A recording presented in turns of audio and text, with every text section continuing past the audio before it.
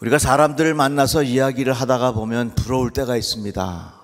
우리 아들은 말이야 학원에도 별로 가서 공부도 안 했는데 글쎄 좋은 대학에 합격을 했어. 그런 말을 들으면 축하해. 말은 그렇게 하지만 속으로는 그냥 배가 아파 죽어요. 요즘에 청년 취업이 참 어려운데 우리 딸이 아주 좋은 직장에 들어갔어. 그렇게 들으면 겉으로는 축하한다고 말을 하지만 속으로는 그냥 부러워서 어쩔 줄 몰라요. 우리는 살면서 이런저런 이야기를 하면서 마음에 부러울 때가 참 많이 있습니다. 국가 간에도 부러울 때가 있어요. 일본 사람들이 우리나라 사람들을 향하여 부러워하는 게 크게 5가지가 있는데 제가 5가지 다 말씀 안 드리고 딱 2가지만 말씀드릴게요. 첫 번째는 인천공항이 그렇게 부럽대요. 2번째 기대하시라. 한국 아줌마들이 그렇게 부럽답니다. 그 왜 그런지는 모르겠어요. 어쨌든 그렇게 개인들 간에 또 국가 간에 서로 부러워하는 마음이 있습니다. 근데 이렇게 부러운 마음이 드는 것은 사실 부끄러운 것은 아닙니다. 부러운 마음이 드는 것은 당연한 것입니다. 우리 인간의 본능에 가깝습니다. 그래서 오늘 이 부러운 것에 대하여 함께 말씀을 나누려고 해요. 이 부러운 건요 누구나 다 있어요. 대통령이 되었어도 대통령이 얼마나 부러운 게 많겠습니까? 제가 보기엔 우리 전 대통령이 아주 자유롭게 사셨던 분 같은데 그 얼마나 답답하시겠어 그 안에서. 그러니까 우리들을 얼마나 부러워하겠습니까? 반면에 대통령 되고 싶었던 사람들은 얼마나 대통령이 부럽겠어요. 비행기를 타도 이코노미 3등석에 탄 사람은 2등석이 부럽고 2등석에 탄 사람은 1등석이 부럽고 1등석에 앉아서 간다가 할지라도 가정에 불화가 있어. 저 3등 칸에 아이들하고 오손도손 행복하게 즐겁게 가는 모습을 보면 1등 칸에 앉아 있어도 3등 칸에 탄 그 가족들이 부러운 게 사실입니다. 분명한 점은 이렇게 서로 부러워하지만 역시 그에게도 아픔이 있다고 하는 겁니다. 저 사람이 얼마나 부러울까 그렇게 생각하지만 자세히 들여다보면 그 사람에게도 참 큰 아픔이 있어요. 우리는 이 아브라함을 부러워합니다. 여러분, 제가 설명을 드릴 테니까 여러분들은 아브라함처럼 되시기를 바랍니다. 그러면은 이걸 아멘을 할까 말까 고민이 될 거예요. 아브라함의 믿음은 참 부러운데요. 하나님께서 아브라함에게 내가 너에게 지시할 땅으로 가라 그랬어요. 그래서 부인을 데리고 갔는데 먹을 게 없는 겁니다. 그래가지고 자기 아내를 빼앗기게 생겼으니까 뭐라고 이야기하냐면 당신 이제부터 당신하고 나하고 자기가 아니라 누이야 누이. 창피하잖아. 여러분 만약에 그런 일을 당하면 얼마나 힘들겠어요. 아브라함이 굉장히 부러운 것 같지만 인간의 그런 고통과 아픔들이 그에게 있었다고 하는 것입니다. 하나님께서 하늘의 별만큼 번성하게 자식을 주시겠다고 약속하셨는데 아브라함은 이삭을 얻기까지 25년 동안 기다렸어요. 얼마나 긴 시간입니까? 그렇다면 야곱은 어떻습니까? 참 야곱 대단한 사람이다. 참 야곱이 부럽다. 부러운 것만은 사실이지만 야곱의 인생을 가만히 들여다보면 참 많은 어려움이 있었습니다. 장자권을 빼앗았지요. 사랑하는 라헬을 아내로 받기 위해서 오랜 시간을 기다렸지요. 바로왕 앞에 섰을 때 자기 인생을 이렇게 고백합니다. 내 나그네 길의 세월이 130년이니이다. 내 나이가 얼마 못 되니 우리 조상의 나그네 길의 연조에 미치지 못하나 어떤 세월을 보냈다고요? 험악한 세월을 보냈다 그랬어요. 본인 스스로 자기가 살아온 과거의 인생을 보니까 참 내 인생이 험악했다. 성경에 나오는 아브라함과 이삭과 야곱, 그렇다면 요셉은 어떻습니까? 이 요셉은 총리 대신이 되었고 참 큰 힘이 있었던 사람이지만 요셉의 인생을 가만히 들여다보면 과연 우리들이 요셉의 인생 나도 그렇게 한다 하면 살 수 있겠는가? 형제들에게 버림을 받았어요. 노예로 가서 살았어요. 억울하게 감옥에 들어갔어요. 요셉이 총리 대신 된 것은 참 부러운 일이지만 그 자리에 이르기까지 얼마나 깊은 고난과 아픔들이 있었느냐 그 말이에요. 그러니까 우리들이 많은 사람들을 보면서 참 부러운 대상이지만 그 부러운 대상이지만 가까이 가서 보면 누구에게도 말 못할 아픔과 그늘과 고통이 다 있다는 겁니다. 모세는 어떻습니까? 모세는 40년 동안 미디안 광야에 살면서 감옥과 같은 곳에서 살았어요. 다윗은 어떻습니까? 하나님께서 다윗을 왕으로 세우겠다고 약속하셨습니다. 그러나 다윗은 13년 동안 사울 왕에게 쫓겨다니면서 피말리는 인생을 살았어요. 아니, 한 사람이 쫓아다니면서 막 괴롭게 해도 그렇게 힘든데 수천 명의 군대를 이끌고 왕이 자기를 잡으러 다녔으니 이 다윗이 얼마나 고통스러운 세월을 보낸 겁니까? 왕이 되어서도 아들들이 죽고 죽이는 꼴을 봐야 했고, 압살롬은 왕이 되려고 아버지 다윗을 향하여 쿠데타를 일으키고. 한번 생각해 보세요. 다윗이 대단한 사람 같지만 여러분 바꾸어서 내가 다윗과 같은 인생을 살겠다 하면 정말로 그럴 용기가 있느냐 그 말이에요. 이 말은 뭐냐면 성경에 나오는 위대한 사람들, 우리들이 다 부러워할 만한 사람들이지만 그 사람들의 인생을 자세히 살펴보면 그 가운데 정말 큰 아픔이 있고 고통이 있고 괴로움이 있었다고 하는 사실입니다. 그래서 중요한 것은 성경에 나오는 위대한 사람들은 아무런 고통과 고난이 없었다는 이야기가 아닙니다. 똑같이 고난과 고통이 있었지만 그것을 믿음으로 이겨냈다는 것입니다. 사랑하는 성도 여러분, 우리 인생은 끊임없이 고난이 있습니다. 고통이 있습니다. 믿음으로 이겨내시기를 주의 이름으로 축복합니다. 그래서 아무리 주변에 부러운 사람이 있다 할지라도 그 사람에게도 또한 누구에게도 말하지 못할 아픔이 있다는 사실을 우리는 기억해야 합니다. 그러니까 여러분, 표면만 보고 함부로 그냥 부러워하지 마세요. 어느 책에 보니까 그런 글이 있더라고요. 우리 인생은 짜장면 먹는 거하고 같대요. 텔레비전에서 짜장면 먹는 모습을 보면 참 맛있어 보여. 그래가지고서 중국집에 전화를 해서 집으로 배달시켜서 먹습니다. 다 짜장면을 먹으려고 그러면 텔레비에서 보던 그 맛이 안 나. 저도요, 호기심이 있어갖고 텔레비를 보다가 아주 맛있는 집이 있어서 그냥 그 바로 검색이 되잖아요. 어딘지 찾아가지고서 그 며칠 후에 쫓아갔어요. 아유, 실망했지요.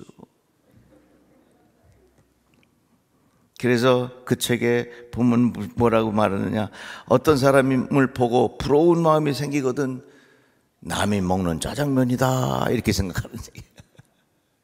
그러니까 그렇게 부러워 보이지만 실제로 그 삶을 보면 그렇게 부러워할 만한 것이 아니라 그 말입니다.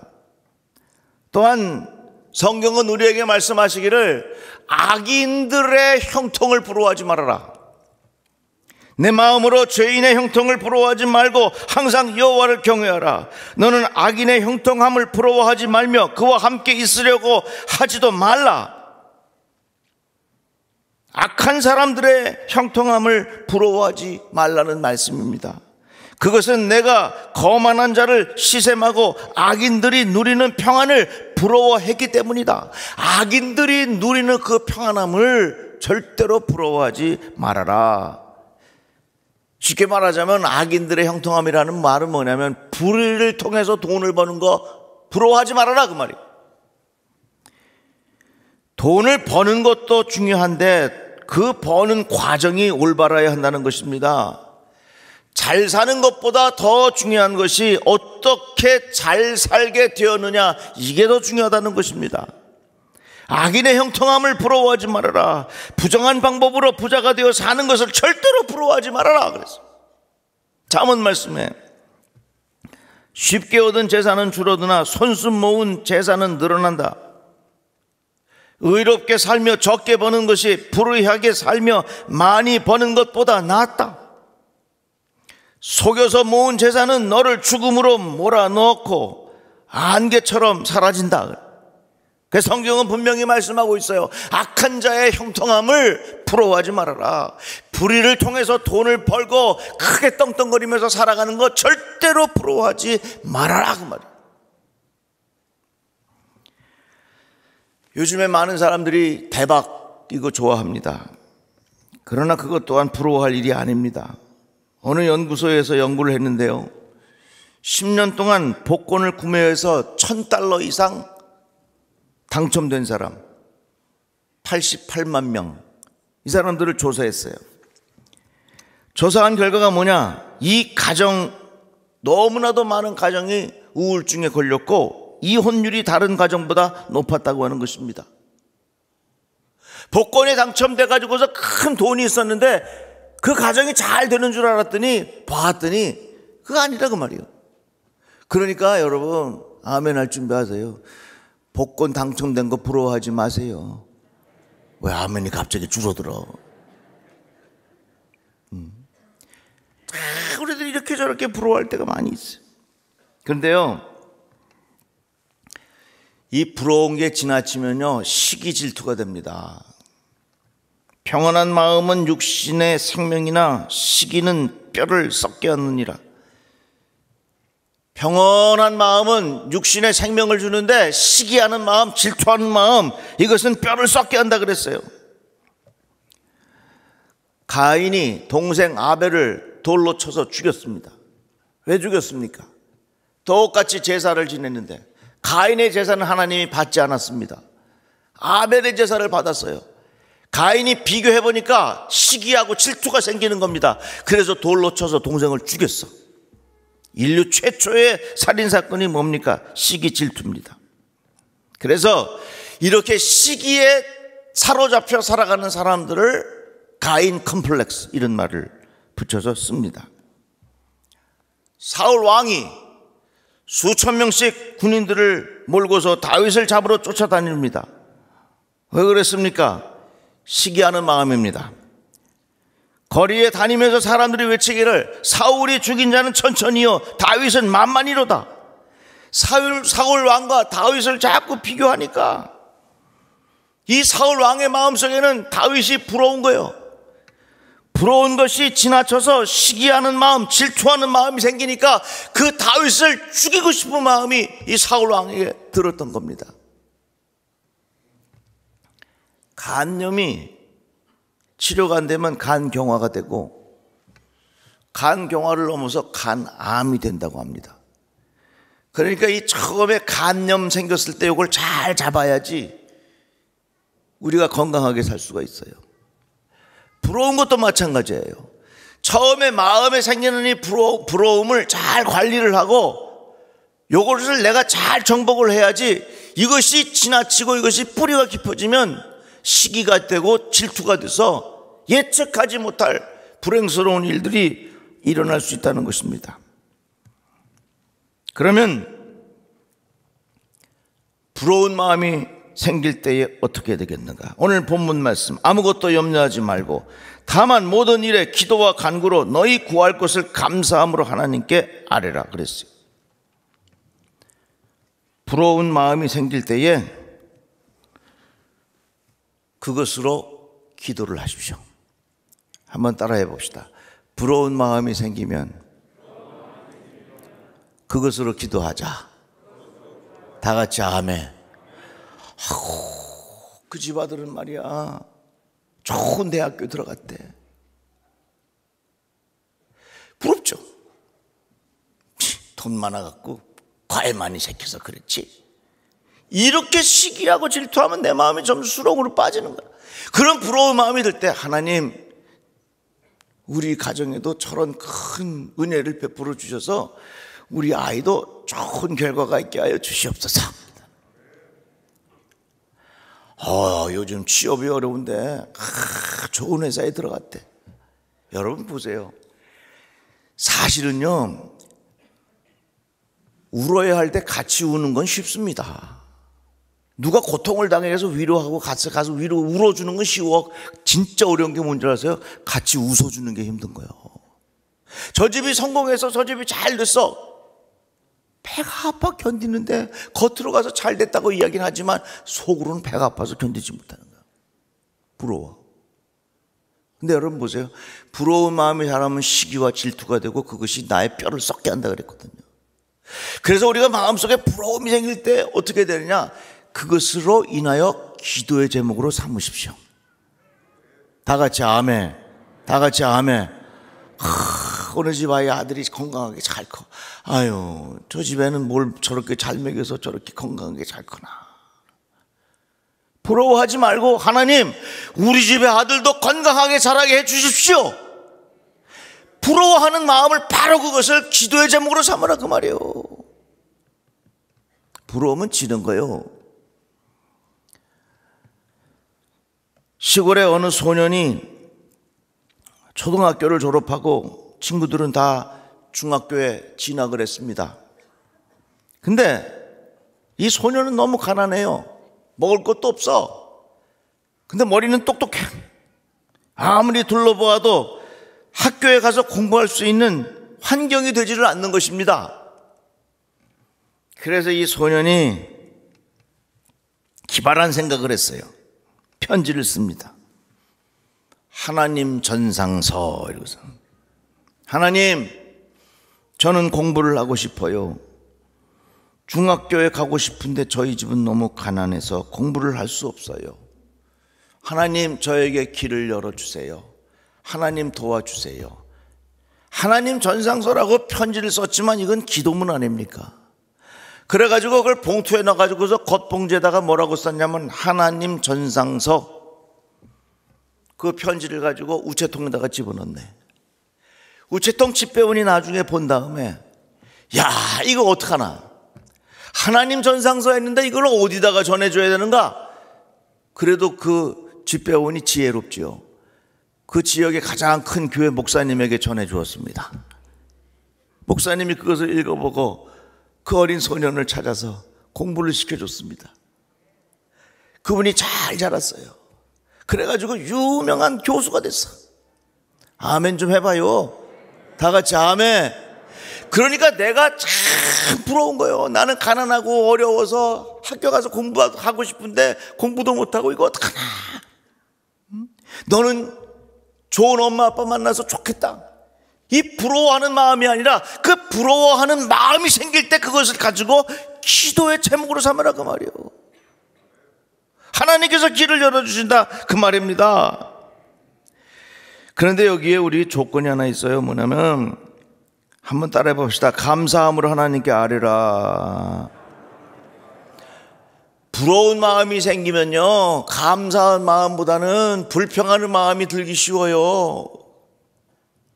너는 금수저고 나는 흙수저라 이렇게 고생한단 말이지. 이렇게 불평하기 쉬운 마음이 생겨요. 그런데 성경에 보니까 뭐라고 표현했냐면, 내 마음속에 부러운 마음이 생길 때에 감사한 마음으로 하나님께 아뢰라 그랬어. 이제부터 부러운 마음 생길 때 부러워하지 말고, 그런 마음이 순간 탁 들 때, 하나님, 저도 이렇게 기도합니다. 다 같이 아멘. 하나님, 저도 이렇게 기도합니다. 하나님 도와주십시오. 하나님, 저에게도 그런 길을 허락해 주시기를 기도합니다. 이렇게 기도하며 살면 얼마나 좋겠냐 말이죠. 다시 한번 따라합시다. 부러운 마음이 들 때에 하나님께 기도합시다. 다 같이 아멘. 우리 교회 어느 장로님 보니까 그냥 사업도 잘 돼가지고서 교회 열심히 해. 목사님도 잘 도와, 잘 섬겨. 아유, 좋겠다 좋겠다. 부러워하지 말고, 하나님, 저의 삶에도 하나님 축복하여 주셔서 나도 저 장로님처럼 하나님 앞에 존귀하게 쓰임받을 수 있도록 하나님 나에게도 하나님 축복하여 주시옵소서. 그렇게 기도하자 말이에요.